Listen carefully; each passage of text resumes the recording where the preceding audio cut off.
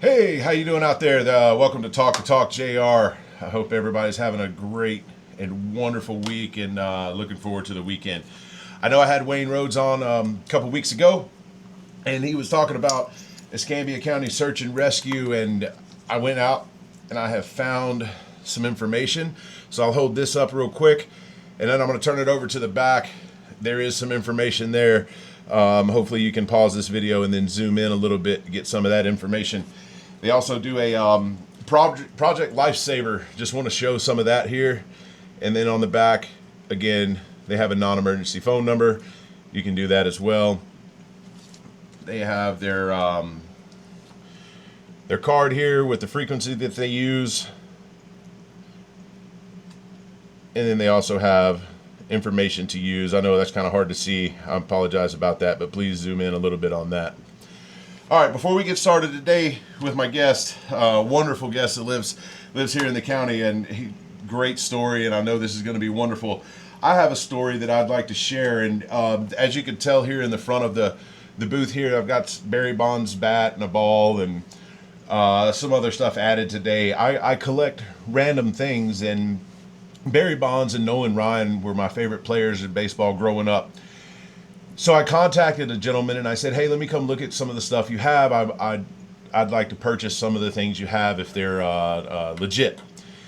Well, I get there and we get to talking, and great memorabilia for the sports thing. Well, I go to leave and he hands me something, and he hands me this, and it's been sitting here since I started this. And it's an NGC graded coin, and it is a widow's mite from Judea, Maccabean Kings, and it's dated 135 to 37 BC. Again, verified, that kind of deal. And it comes out of, and it's mentioned in Mark 12, 41 through 44, and Luke. Hold on, I just want to make sure I get it right because I don't want to say anything wrong. But Luke 2, 1 through 4. So, and it's a biblical widow's mite, and it's all right here on here.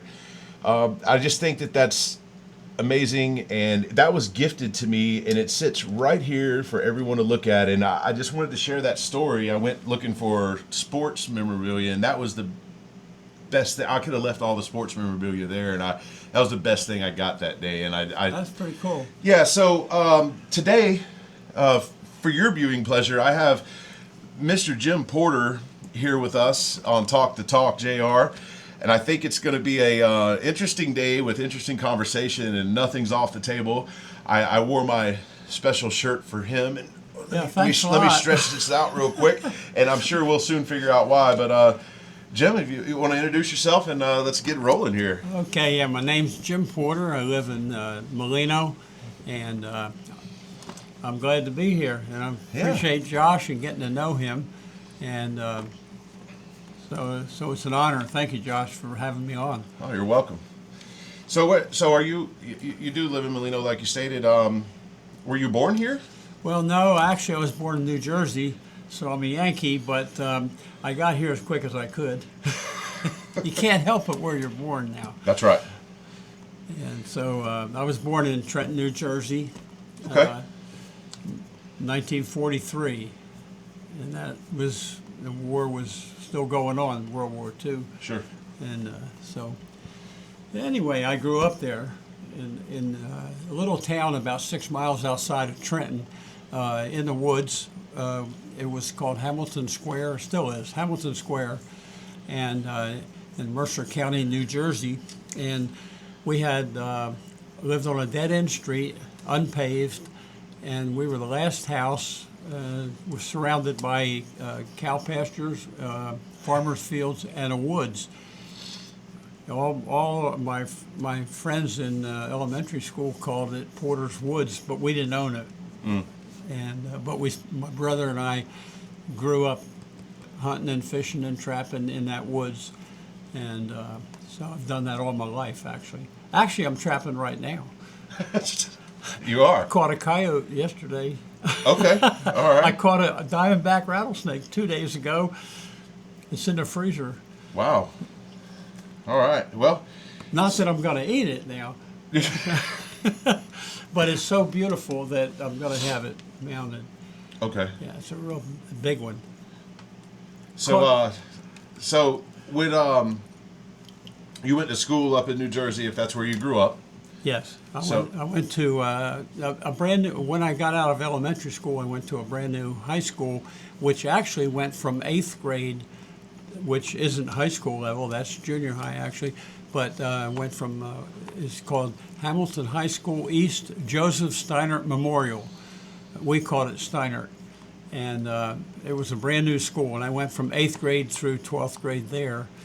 Played football, and I ran track until I sprained my ankle bad, and then I quit track and I played football. Okay. All right. So what did you do right out of high school? What interested you in work? Well, my best friend's father was the superintendent of industrial arts for the state of New Jersey, and when I was my father died when I was a senior in high school, and I was trying to figure out where to go to college, and nobody in my family had ever gone to college, and so I applied to Trenton Junior College. Unfortunately, I was turned down. I got a letter from them which started me with a scrapbook. I put that letter of rejection. How can you get rejected from a junior high school? College? Junior Yeah. college. My high school guidance counselor said he didn't feel that I was capable of college level work, and Wow. so that really aggravated me. So I used that letter as a motivational letter, and I put it in a scrapbook, and I said, I'm going to go to college somehow, and I'm going to graduate on the dean's list. And so I thought, well, I'm going to have trouble getting in college because I got rejected from a junior college, which is rare. And my buddy's father called me up when my dad died, and then he said, come over, I want to talk to you, Jimmy. And he said, have you thought about going to Trenton State College? That's a teacher's college. Okay. And I said, I just got rejected from a junior college. I don't think I could get in. And he said, well, it wouldn't hurt to apply. I think he pulled some strings. And I was accepted into Trenton State College. Now it's called the College of New Jersey. And I went there, and I did graduate with honor grades. With honors? Yeah. Yeah. Okay. But, I played football first 2 years there also, and I worked on at a plastic factory in the evenings and on weekends when outside of football season. So Plastic is in making plastic or no, pellets using thermoplastic to make things, which is interesting. Some of the things we made were used by Monsanto here in Pensacola. I had never heard of Pensacola, and but I enjoyed high school Okay. And college? and college. Yeah, So five of us went into the Navy from flight program from college. Five of your college mates? yeah, four more plus Huh. me. Five of us. So you left the thermoplastic plant to go where? Well, I was doing that part time to pay my way through to college. Okay. Yeah. Well, when you got out of college, where'd you go? Well, I was a junior in college in 1964, and my buddy came up to me, a fraternity brother, and he said, hey, Jim, let's go talk to the Navy recruiters that are on campus. I said, are you out of your mind? I said, there's a war going on. I'm not going to be fighting for my life next year in Vietnam. He said, no, man, we can be pilots and bomb the Viet Cong. And stupid kid, I said, that sounds like fun. I had never been in an airplane. I didn't know what an air rudder was. So we went down to the gymnasium and met the recruiters. And I took the pilot's aptitude test. I had no clue. I've never been off the ground. I didn't know what it looked like from the air. And I guessed in multiple choice questions. If I thought I knew the answer, I put it down, and if I didn't, I chose C, and it worked. When in doubt, see out. When in doubt. And I So when I speak, sometimes I tell kids, if you don't know the answer on multiple choice, just choose C. That's what I Right. did.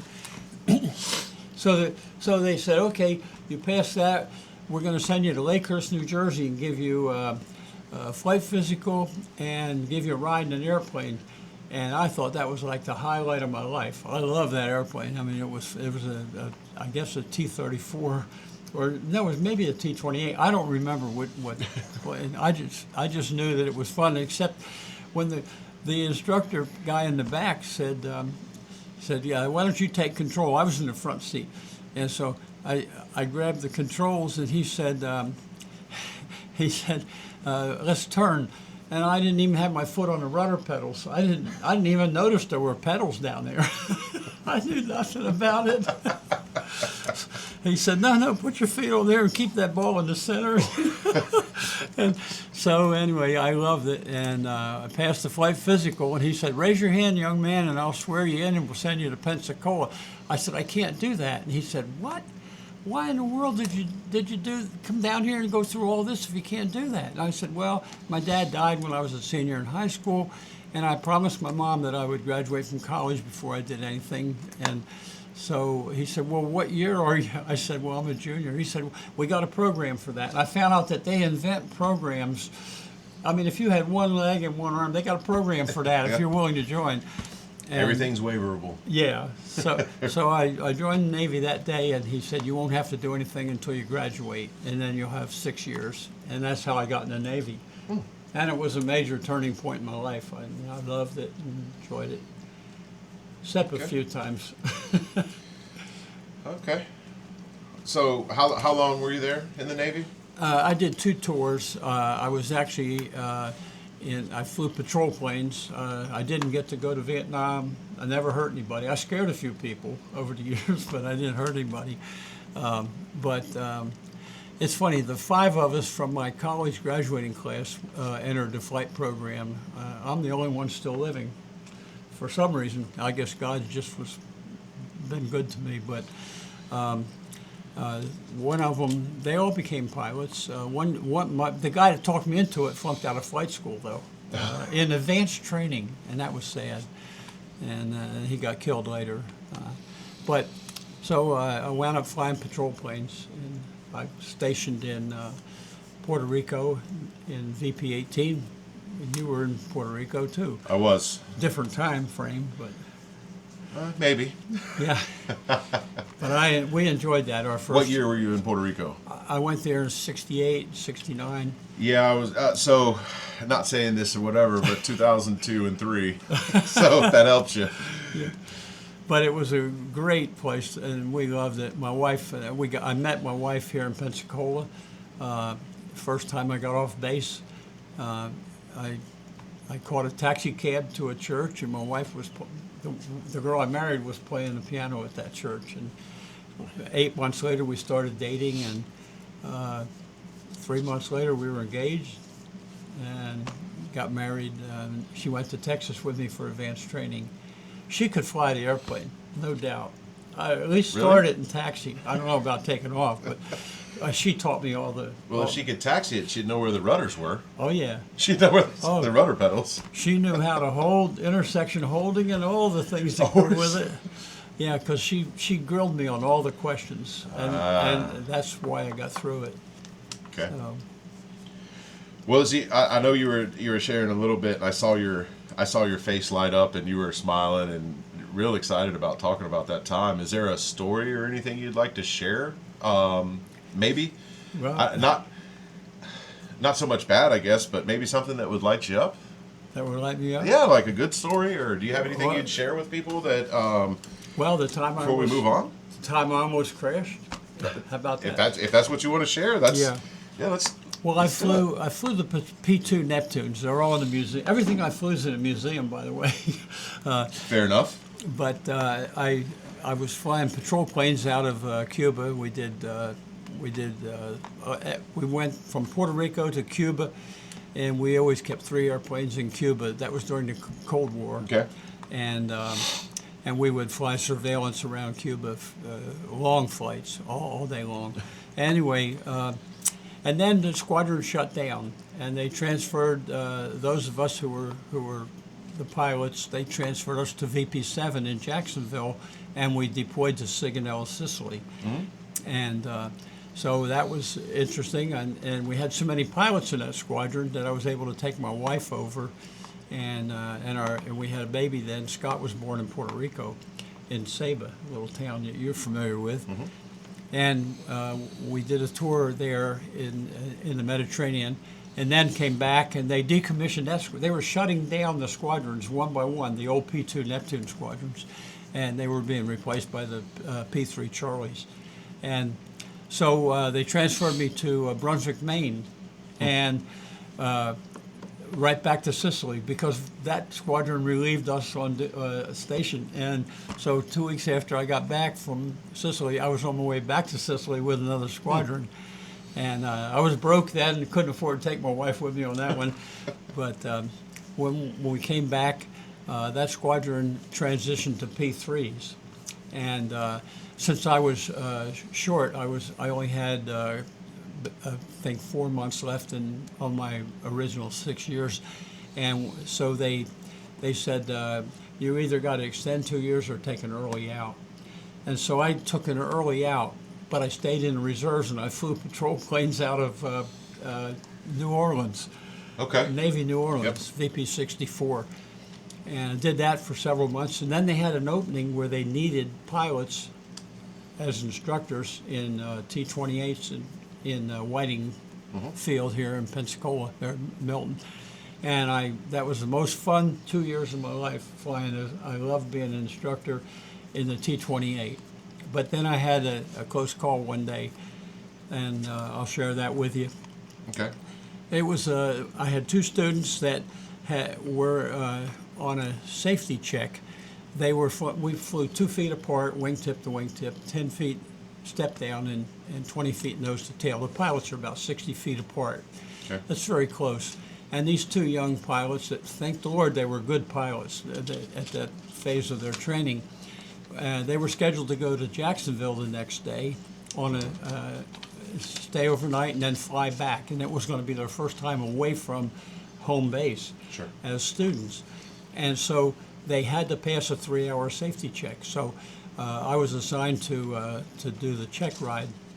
And the weather was bad. There was a storm moving up from the Gulf of Mexico, and they recalled all duels, all solos, except my flight. They said, Phantom, my nickname was Phantom. They said, Phantom, stay out and finish those guys. And so now the only planes in the sky are me and 2 solos and duels, which means the instructor is in the airplane with the student. And they kept them out. And then they recalled all duels except Phantom flight. And they said, how much more time you need? And I said, about 20 minutes. And they said, well, find some clear air and get it done.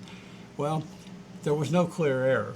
So instead of being at 5,000 feet, like we should have been, we were at 2,500 feet doing our maneuvers, which is pretty low. And we finished. But to get back into South Whiting Field, we had to fly down to Interstate 10 and come back in heading north. And the storm was at the entry channel, so we couldn't get in. So I called the squadron, and they said, well, shoot an alternate entry, which is go up north and fly over the oil refinery in Jay and head south and come into the field from the north. So I took my students up there, and I was behind them, grading them about 1,000 yards, and I could see the storm was moving toward the field, and it wasn't there yet, but I didn't think we were going to beat the storm to the field. And I got thinking about it, I thought, I better catch up to these guys. So I crammed on full power, and I'm screaming up to them, and they disappeared in a whiteout. And they flew into the storm. And I called my lead student, and I said, Phantom 1, can you see the ground? And he said, barely, sir. And boom, it's like somebody threw a white sheet over the cockpit. I couldn't see anything outside. Thousands of hours in patrol planes, I never got vertigo or disoriented. But it happened then. And when I suddenly went totally zero visibility, I knew I was going to hit him. I had a 40-knot closure rate, and I was probably at that point about 500 yards behind them. So I'm going to hit them in less than 10 seconds. I just chopped my power, hit my speed brake, and rolled into a hard left turn. And of course, I couldn't see anything. It was solid white, and it was violent. I turned into the heart of the storm, which in retrospect was good, because I was talking to my student, my lead, and I said, turn to right, turn right. Make sure your wingman sees the signal, because the wingman had radio failure to complicate it. I said, I'm off to your left at a left-hand turn, and I don't know if I'm in front of you or behind you. So he is now turning into his wingman. But thank the Lord, they turned out of the storm. I turned into it.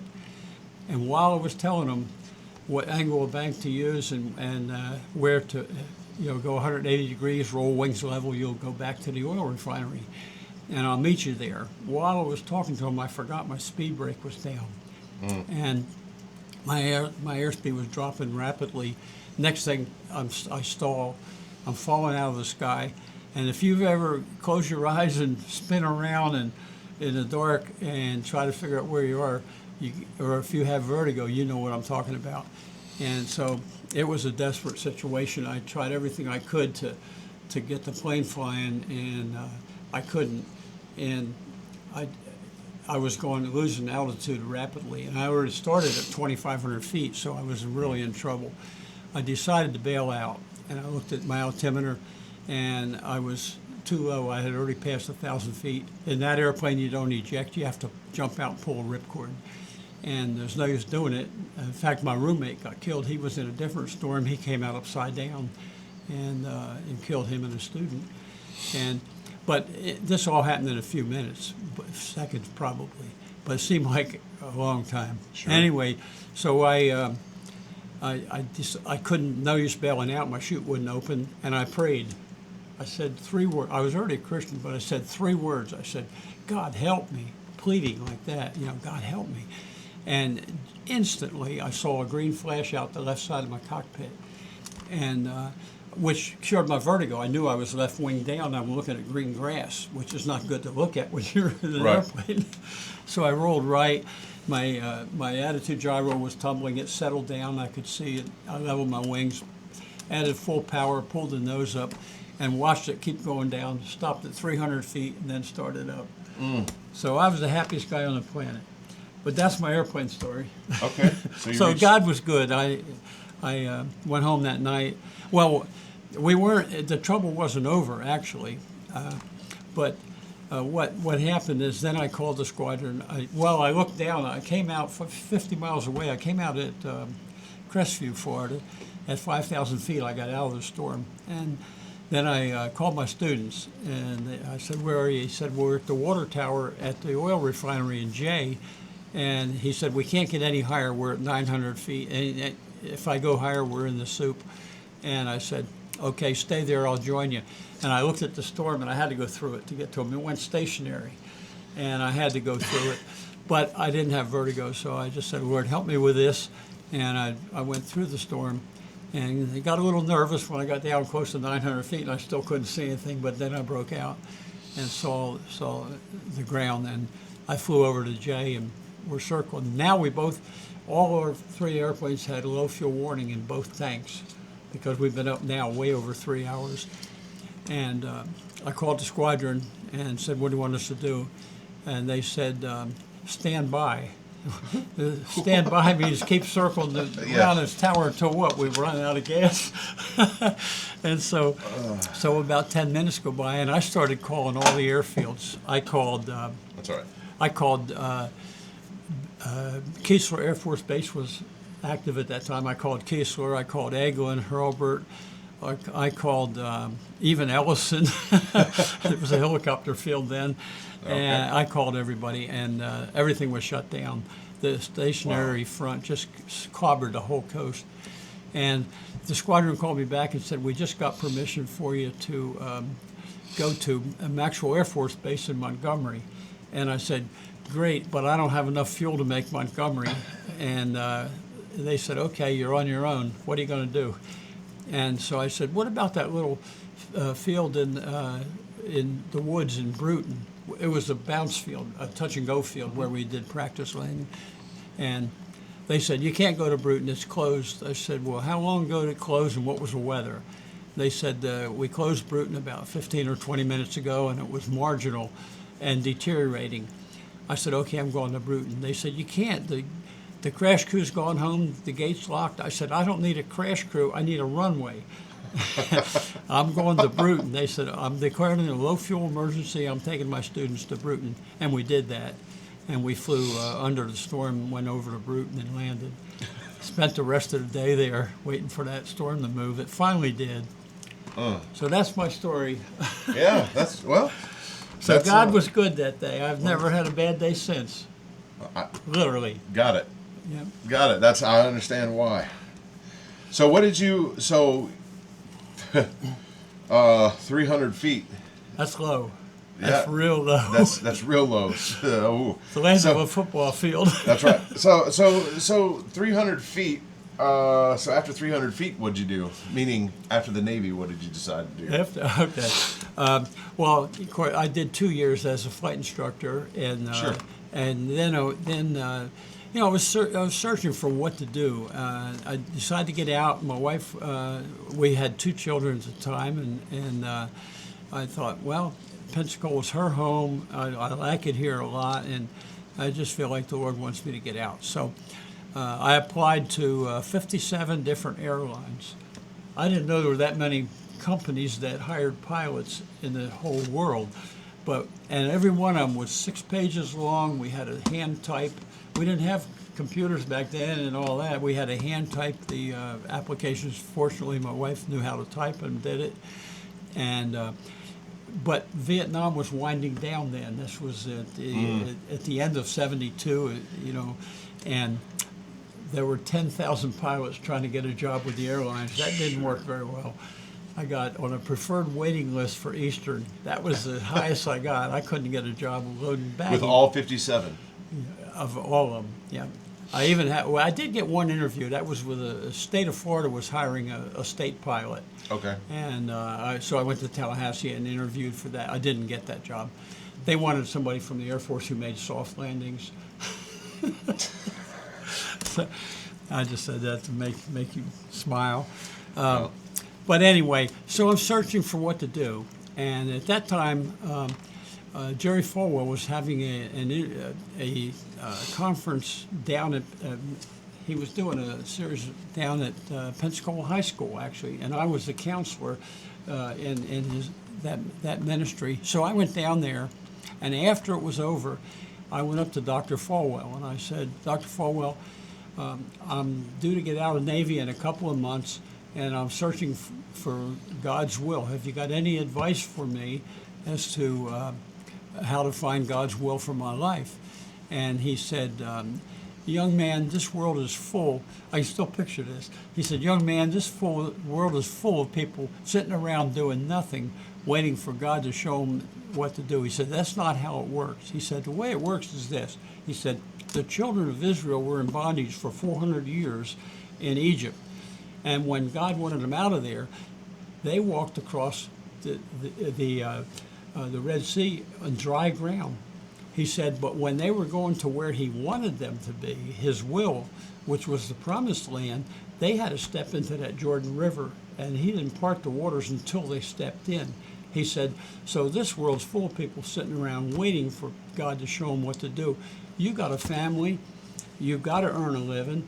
He said, you need to go ahead and tell the Lord, if you're honest about it, tell him that I'm going to take this job and do this unless you open and close the door and show me some other way. He said he will lead you. He says it's more important that you are working diligently in the job you have and let him open and close the doors if you're willing to go through them. And so he said, what do you have an interest in? I said, well, I kind of like thinking about maybe being in real estate. And he said, well, then why don't you be honest and tell God, I'm going to go into real estate, and if you don't want me in real estate, lead me somewhere else. And so that's how I ended up in. At that time, I was a night instructor in the squadron. There were only 6 of us that were night instructors in that squadron, VT3. And we were behind on pilot production, and the Navy was breathing down my boss's neck to get pilots pumped out. Sure. And so I thought, well, I'm going to go to get my real estate license while I'm still in the Navy, and that way I can go right into real estate when I get out. And so I went to found out then the only way to get a real estate license back then, now it's different, but was to go to a state college. You had to go to some state college to get your real estate license. Now there are a lot of private ones, private schools. And so I went to PJC, Pensacola Junior College, and I said, I need to take a real estate course. And she said, well, it meets Tuesday and Thursday night from 6 to 10. And I said, well, I can't do that. I'm a night flight instructor at Whiting Field, and I fly every night.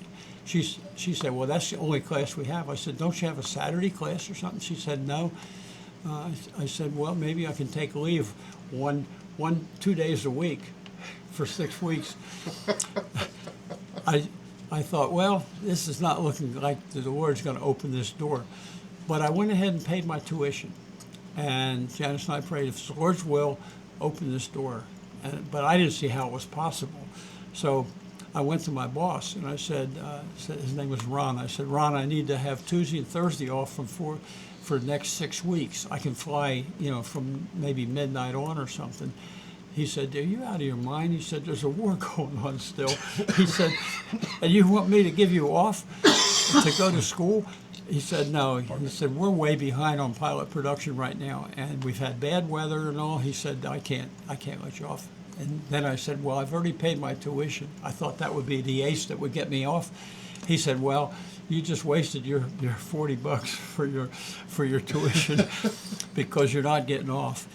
And so I thought, well, the Lord's closing this door. But something happened every time for the next 6 weeks. It's incredible, really. We had a crash in the squadron, and a couple guys got killed, and they shut down all flying for 1 whole week to have safety lectures. And I got through that 2 nights. And then the weather went bad, and they closed flying, night flying, because of bad weather. And something happened. Every week? Every week. I did miss 2, and that's all you could miss was 2 out of the class, 2 classes. I missed both, and but that's how I got through. So it was obviously the Lord's will, and I pledged the Lord that I wouldn't miss taking my family to church on Sunday in order to show property, and I would, if I had somebody that was here for the weekend to buy a house, I would just simply let a friend of mine in real estate work with them, if I didn't have the opportunity to, or I would invite them to go to church with me if they want, and I'd show them property Sunday afternoon. But I would, and the Lord honored that, and we got through that.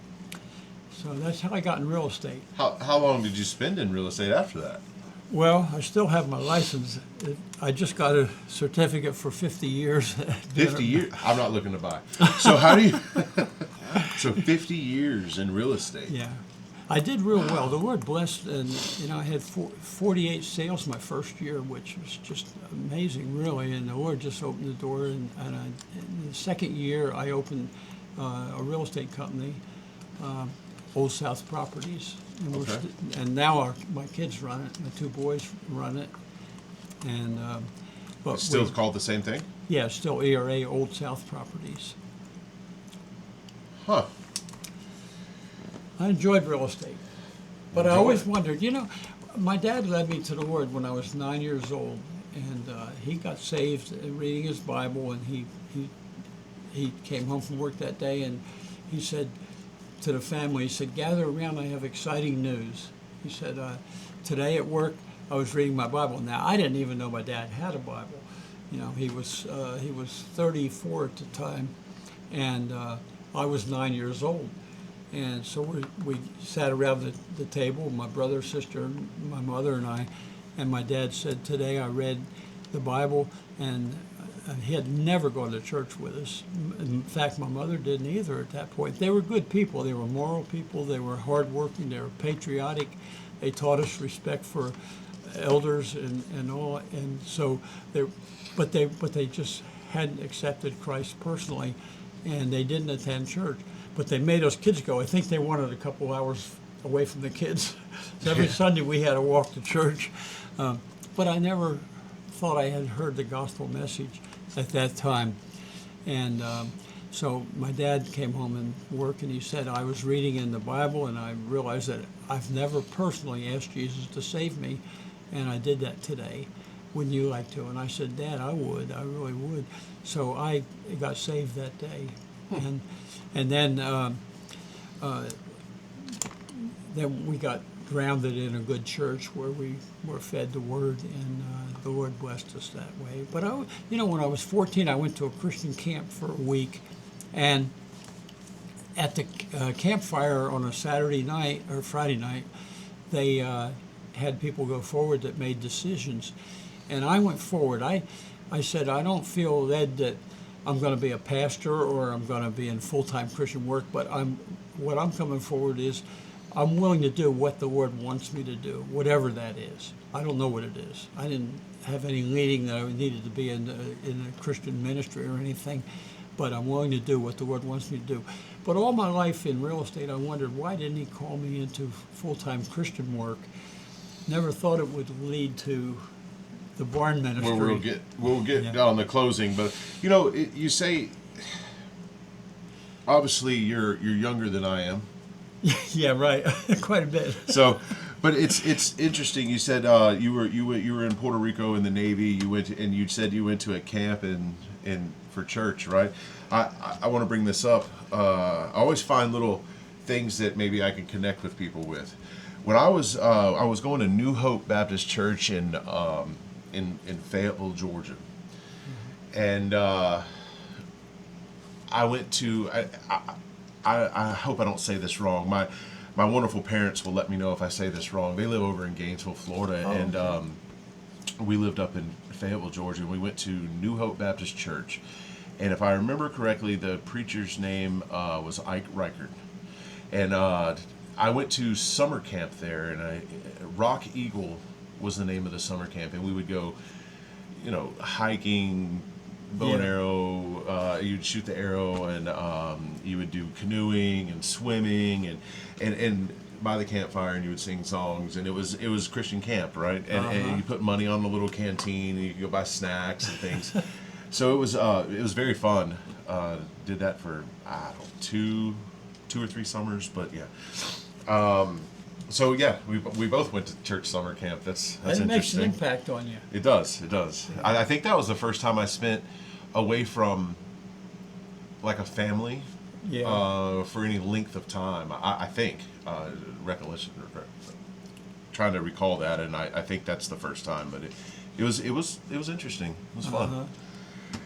So you're obviously.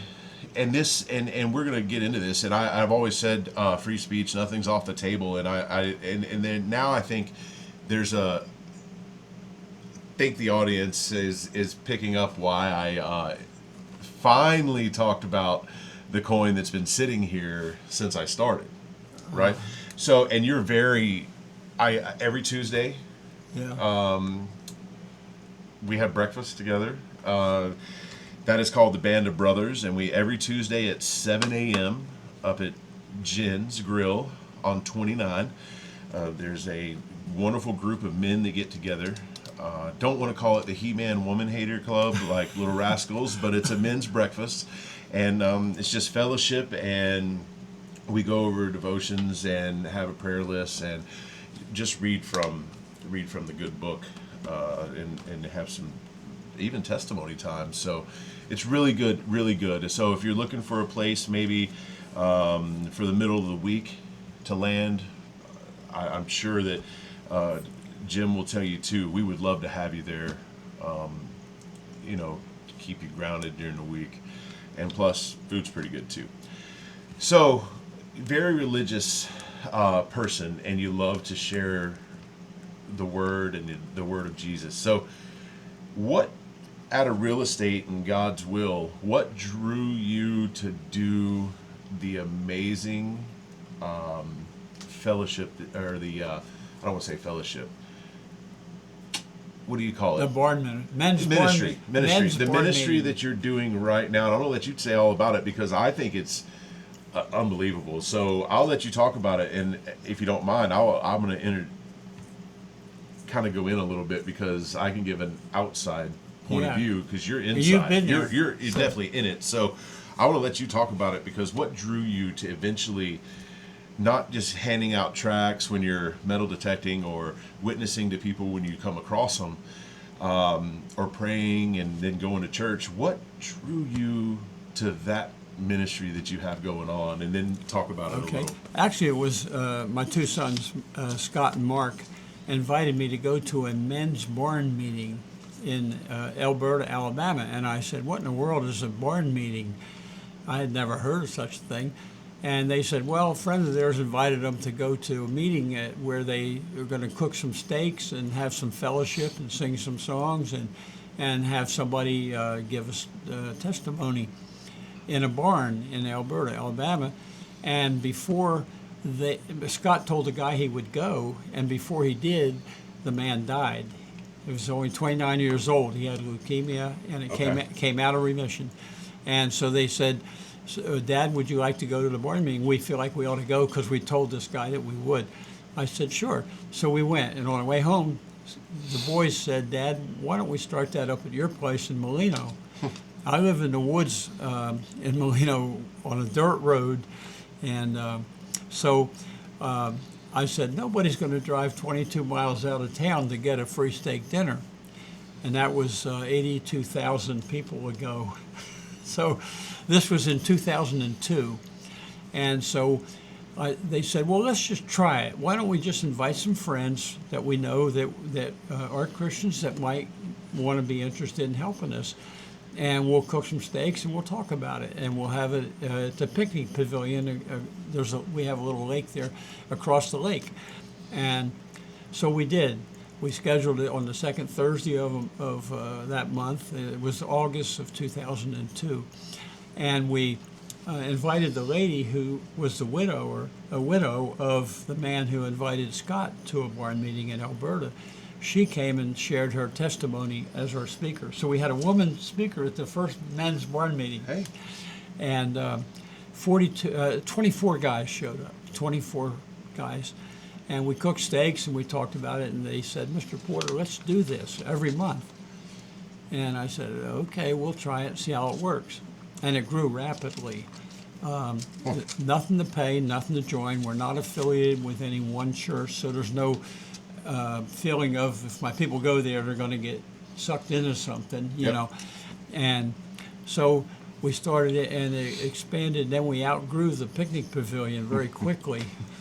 And we had ropes strung in the trees and blue tarps over them and picnic tables. And a thunderstorm came, and gallons of water fell on the guys that were sitting out there having steak.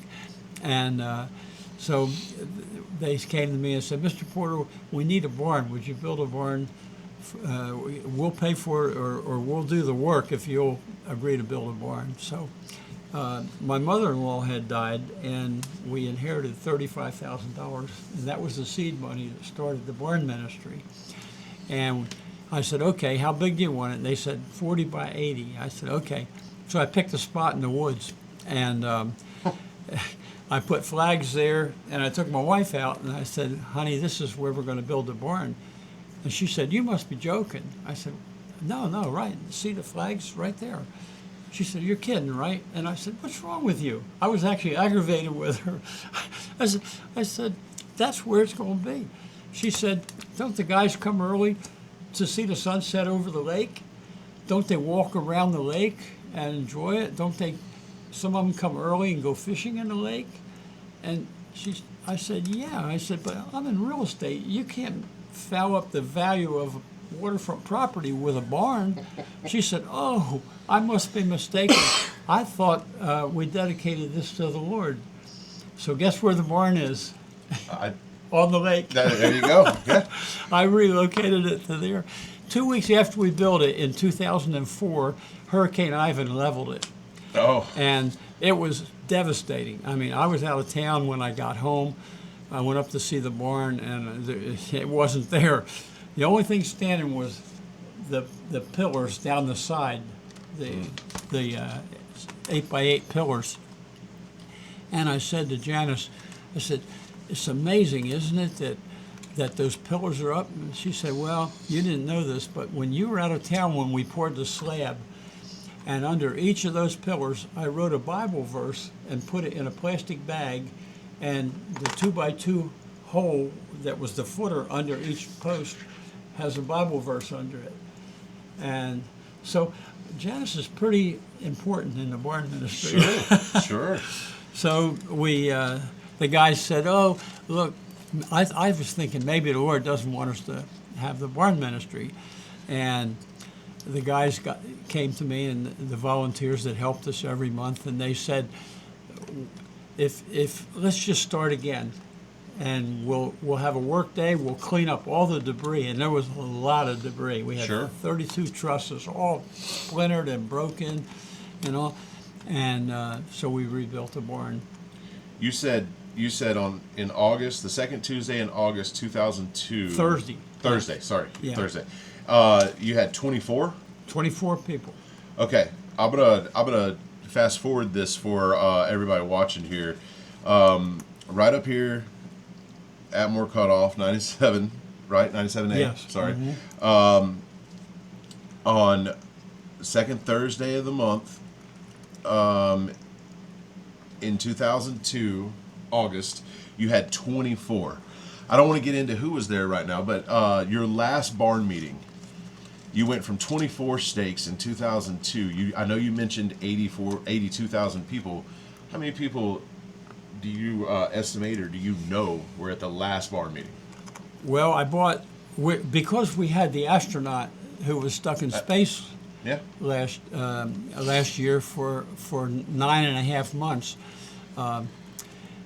Because he was our speaker. We bring in speakers, by the way, a different speaker every month from all over the country, different sports figures and pastors, evangelists. But this was an astronaut, and we knew it was going to draw a big crowd. So we've been running right around 400 every month this year, and I thought, when the word gets out that the astronaut's going to speak in a town like Pensacola, where there's a lot of military and pilots and all, so I bought 800 steaks, and I bought 200 frozen hamburgers in case we ran out. And we actually had 770. I had 30 steaks left over. Okay, so that was our biggest crowd. That's fine. On the 20th anniversary 2 years ago, we had, October 2 years ago, we had 650. So that was the second high. But you know what? We had a ladies' barn meeting. We've had 4 of them. The guys' wives said, why don't you ever have something for the ladies? So my wife had one on a Saturday afternoon years ago. The first barn meeting, they had over 800 women there. I was out of town at a wild game dinner with the other ministry we have, Trophies of Grace, speaking in Mobile, and I called home to see how it was going, and she said, if you were here, I'd kill you. I said, what's going on? She said, we ran out of everything except butter. And I knew it was going to be a big turnout, so I had 650. Sure. I prepared for 650 because I'm in charge of the food. My kids are in charge of the speakers and the music. I'm in charge of the food and the facility because it's on our property. Right. So you went from 24 to, you said 800 women, but I'll just use this number, the last number you gave, 770. That. You were at that meeting. Well, yeah. So, and everyone that walks through that door, they get a steak. Free steak dinner. They get a potato. They get some kind of vegetable. It's usually green beans or so, right? Yeah. They get a salad. Yeah. They get a roll. They get a dessert cake of some sort. Right. And they get the choice of water or tea. And coffee. Or coffee, yeah. And they get music from a band that comes in, that comes down, and they don't even have to clean up. Somebody else Volunteers. Volunteers clean up, right? So volunteers serves them, volunteer clean up. You just show up and you get to eat, listen to music, and listen to someone's message, and it totally free. Totally free. That's Nothing to pay, nothing to join. And that's what I mean. And the Lord has blessed that. That's and you know, you also have 8 alligators right over there beside in the swamp. I think that's but anyway, I did a video over there, and I'm gonna put that video attached to this. I'll tell you, that's quite amazing. And yes, you're right, I was there. I went last year as a guest, and then I came you know, because of who you had and you were asking for assistance. I came, and I tell you, I put so much water and tea into a canoe, and that's how it's served. You form lines and walk in, and you get your drinks out of ice, and there's no cooler can serve 800 people. So what happens, he puts as volunteers, you fill it up with fill up this canoe with ice, and that's where you put the drinks. And so when we first got there, we were filling up baskets with the sour cream, A1, your ranch dressing for the salad, and butter and things of that nature. And then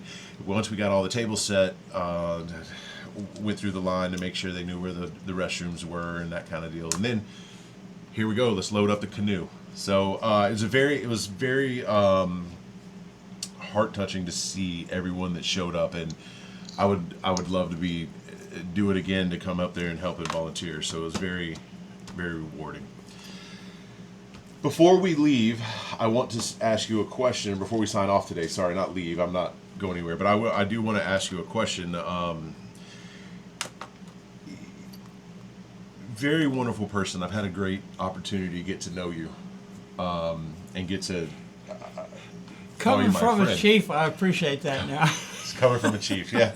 Well, great, respectful man, and I appreciate your friendship, and you know. But I do want to ask, for me, not only for me, but for the viewers, any advice that you'd like to pass on and open that vault of knowledge that you have, and maybe pass on and help out in the journey of what we call life?